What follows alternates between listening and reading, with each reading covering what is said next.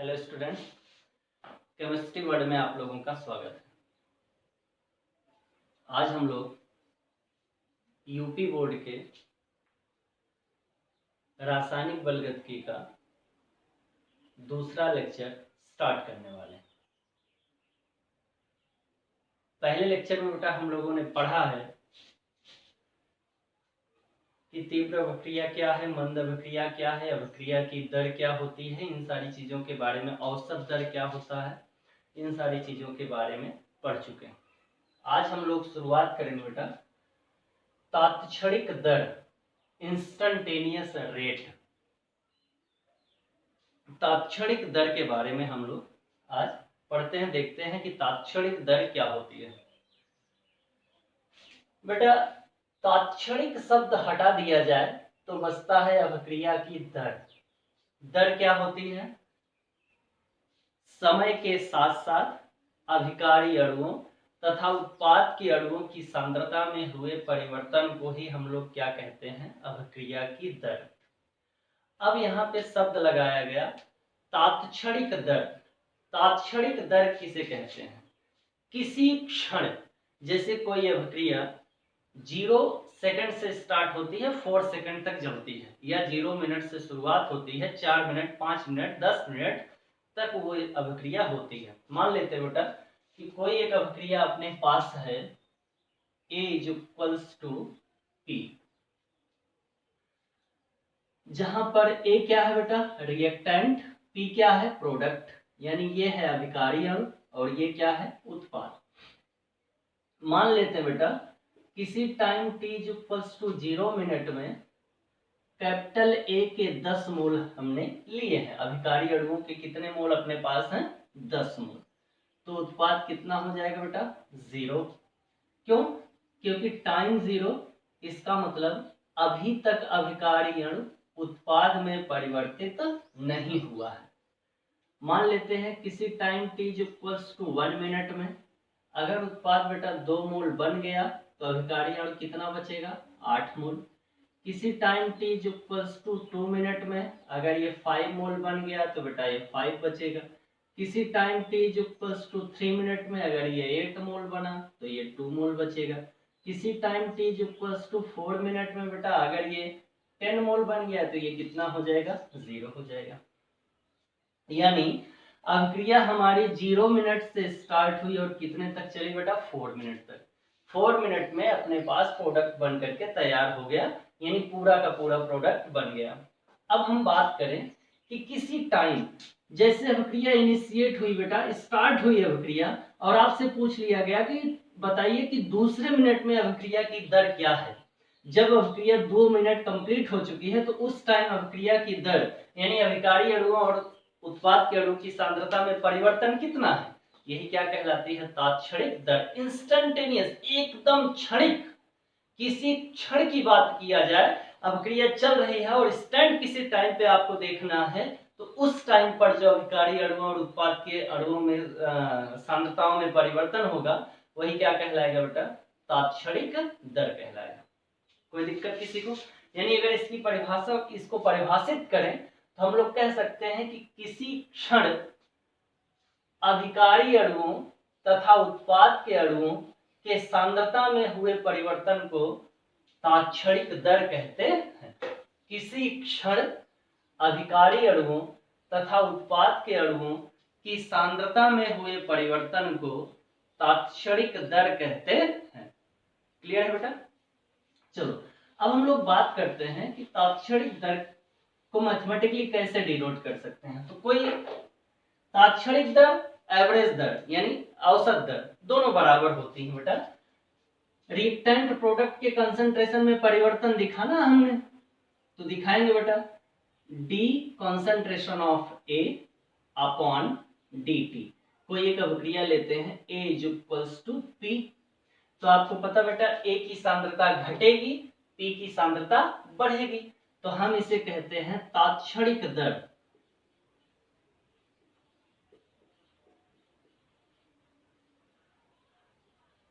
तात्क्षणिक दर। अब देखो A की सांद्रता में घटाव होगा तो हम यहाँ पे क्या लगा देते हैं? माइनस। और बी की सांद्रता में बढ़ाव होगा, तो ये हो गया बेटा concentration of B upon dt। Clear है यहाँ तक? तो यहाँ पे कौन सा साइन आ जाएगा? Plus sign. यहाँ पे कौन सा साइन आ जाएगा? प्लस, क्योंकि बी में क्या है बेटा? बी की सांद्रता में बढ़ोतरी होगी और ए की सांद्रता में घटोतरी होगी। क्लियर है बेटा यहाँ तक? अब बात आती है कि अब तक हम लोग डेल्टा यूज करते थे, ऐसे delta C upon delta T, ऐसा कुछ करते थे। क्लियर है? या delta X upon delta T. यहाँ पे हमने डी क्यों लिया? तो डी का मतलब होता है बेटा, डी बहुत छोटी वैल्यू के लिए कैलकुलेट किया जाता है। तो ये टाइम जो होगा इसका डेल्टा टी, वो हम लोग क्या कर देते हैं? Tends to 0। ये डेल्टा टी टेंस टू क्या हो जाएगा बेटा? 0। 0 का मतलब बहुत छोटे टाइम के लिए हम लोग कैलकुलेट कर रहे हैं, 0 की तरफ टेंड कर रहे हैं। और जब छोटी वैल्यू के लिए कैलकुलेट किया जाता है तो वो क्षणिक होता है, यानी इंस्टेंटेनियस होता है। इसलिए इस दर को हम लोग क्या बोलते हैं? इंस्टेंटेनियस रेट या तात्क्षणिक दर। क्लियर है बेटा यहाँ तक? अच्छा, अब हम लोग बात करते हैं अभिक्रिया दर को प्रभावित करने वाले कारक। अब हम लोग देखते हैं बेटा अभिक्रिया दर को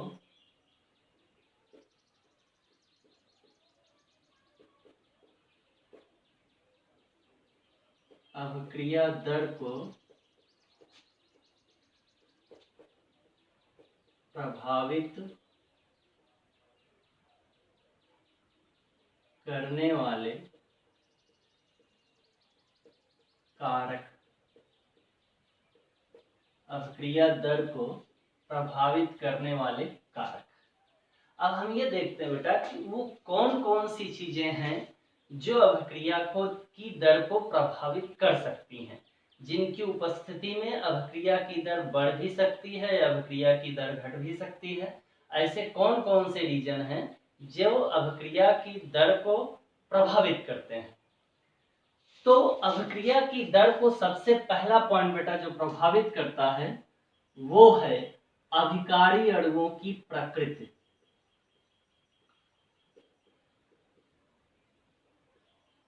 अभिकारी अणुओं की प्रकृति।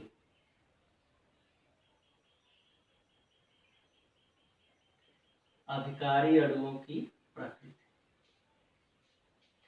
देखते हैं बेटा कि अभिकारी अणुओं की प्रकृति किस प्रकार से अभिक्रिया की दर को प्रभावित कर सकती है। चलिए एक रिएक्शन लेते हैं, NaOH plus HCl is equals to NaCl plus H2O। आपको पता है बेटा कि NaOH के बीच के बॉन्ड को ब्रेक करेंगे तो OH पर आएगा माइनस, Na पर आएगा प्लस। H और Cl के बीच के बॉन्ड को ब्रेक करेंगे बेटा तो Cl पर आएगा माइनस, H पर आएगा प्लस।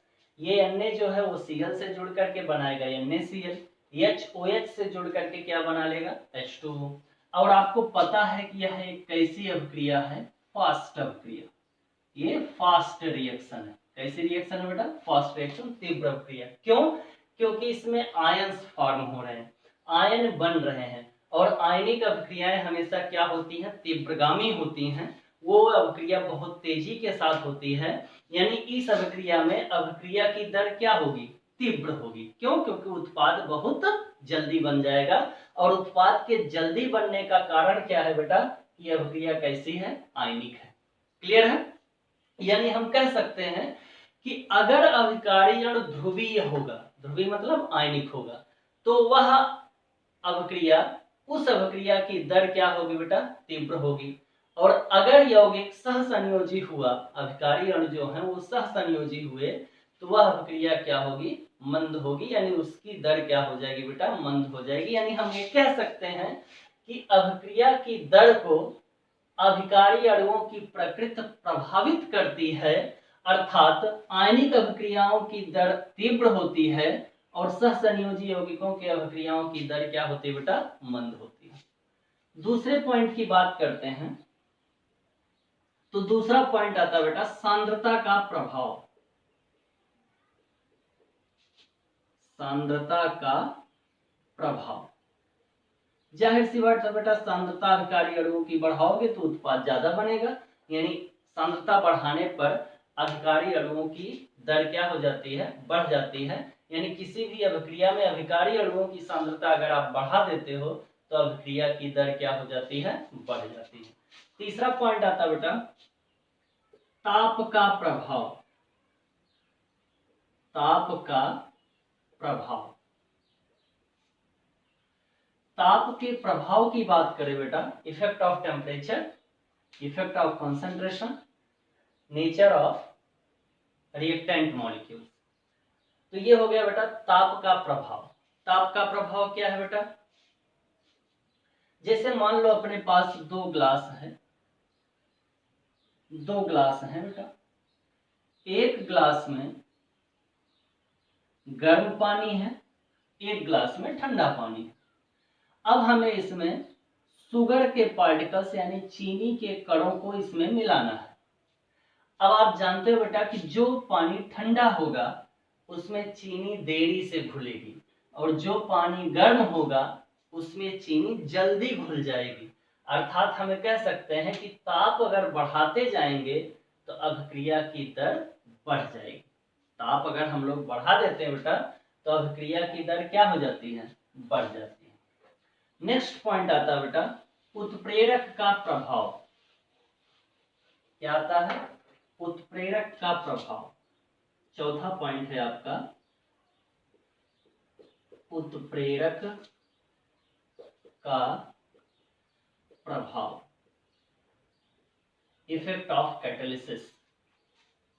बात करते हैं उत्प्रेरक क्या होते हैं।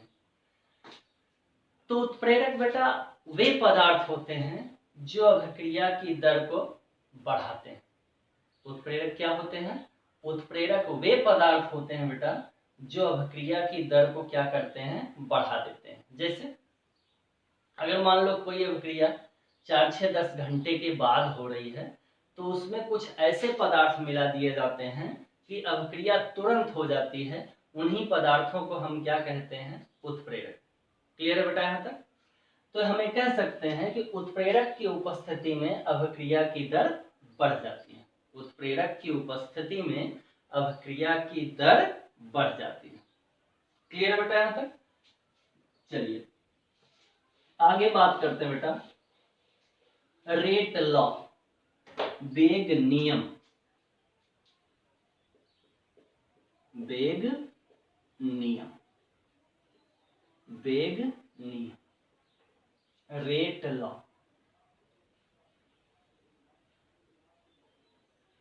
या इसी को हम लोग कहते हैं बेटा वेग स्थिरांक, रेट कांस्टेंट। चलिए मान लेते हैं बेटा कोई एक अभिक्रिया अपने पास है A plus B is equals to P.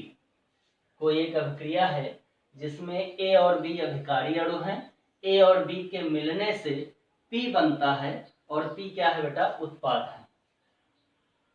अगर हम इसकी दर लिखना चाहें, अगर हम इसकी वेग नियम लिखना चाहें तो हम लिख सकते हैं कि R is proportional to concentration of A multiplied by concentration of B। R is proportional to concentration of A multiplied by concentration of B। Clear बेटा यहाँ तक। अब इस प्रोपोर्शनैलिटी को हम लोग हटाते हैं, तो प्रोपोर्शनैलिटी को हटाएंगे तो कोई एक नियतांक आएगा कैपिटल के। अब यहाँ पे हो जाएगा बेटा concentration of A multiplied bye concentration of B। यही क्या कहलाते हैं बेटा, रेट लॉ। और यहाँ पर K एक नियतांक है, ये क्या है बेटा, नियतांक है, कांस्टेंट है। और इस नियतांक को हम लोग क्या कहते हैं, वेग स्थिरांक। क्या कहते हैं बेटा, वेग स्थिरांक। क्लियर है यहाँ तक, वेग कांस्टेंट। अच्छा इसकी थ्योरी लिखना चाहें तो हम लोग क्या लिख सकते हैं बेटा, देखो किसी भी अभिक्रिया की दर उस अभिक्रिया में, किसी भी अभिक्रिया की दर उस अभिक्रिया में उपस्थित अभिकारी अणुओं की सांद्रता के समानुपाती होती है। फिर से देखना बेटा, किसी अभिक्रिया की दर उस अभिक्रिया में उपस्थित अभिकारी अणुओं की सांद्रता के समानुपाती होती है। क्लियर है बेटा? फॉर्मूला क्या हुआ, R is proportional to concentration of A multiplied by concentration of B। R is equals to proportionality को हटाएंगे बेटा, क्योंकि कोई भी रिलेशनशिप हम लोग प्रोपोर्शनैलिटी में लेते नहीं है। तो R is equals to K multiplied by concentration of A multiplied by concentration of B, जहां K एक नियतांक है बेटा। K क्या है, नियतांक है, और इस नियतांक को हम लोग क्या कहते हैं, वेग स्थिरांक।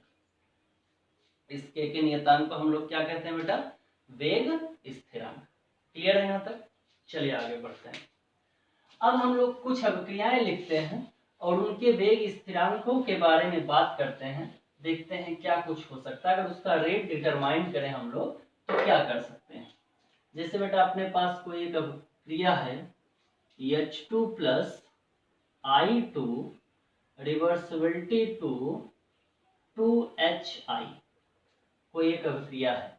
अगर इस अभिक्रिया की अगर हम दर लिखना चाहें, पहली अभिक्रिया बेटा, तो R is proportional to, reactant कौन हुआ बेटा, H2 और I2, तो हो जाएगा concentration of H2 and concentration of I2। याद करो इस चीज को आप लोगों ने 11th में रासायनिक साम्यावस्था में पढ़ा है, रासायनिक साम्यावस्था में पढ़ा है। यहाँ से बेटा प्रोपोर्शनैलिटी को हटाएंगे तो R is equals to K into concentration of H2 and multiplied by concentration of I2 आ जाएगा। क्लियर है बेटा? कोई एक दूसरी रिएक्शन लेते हैं, N2 plus 3H2, N2 plus 3H2 reversibility to twice NH3, twice NH3, तो ये हो जाएगा बेटा R is equals to K into concentration of N2, और क्या हो जाएगा बेटा, कंसंट्रेशन ऑफ H2। हाँ एक चीज याद रखना बेटा, अगर स्टोइकियोमेट्रिक कोएफिशिएंट दिया गया हो, आगे जो स्टोइकियोमेट्रिक गुणांक है, अगर ये गुणांक दिया जाता बेटा तो हम उसकी सांद्रता की घात बना देते हैं, यानी 3 क्या हो जाएगा यहाँ पे बेटा, पावर में चला जाएगा। तो ये हो जाएगा R is equals to K into concentration of N2 multiplied by concentration of H2 the power 3। Clear है बेटा? अच्छा कोई और रिएक्शन ले हम लोग, कोई और अभिक्रियाएं ले, कुछ इसी अभिक्रिया को हाफ कर दिया जाए बेटा, जैसे half N2 plus 3/2H2 reversibility to NH3, half N2 plus 3/2H2 reversibility to NH3, तो ये क्या हो जाएगा बेटा, यहां से रेट निकालेंगे तो R is equals to K concentration of N2 the power half and concentration of H2 the power 3/2।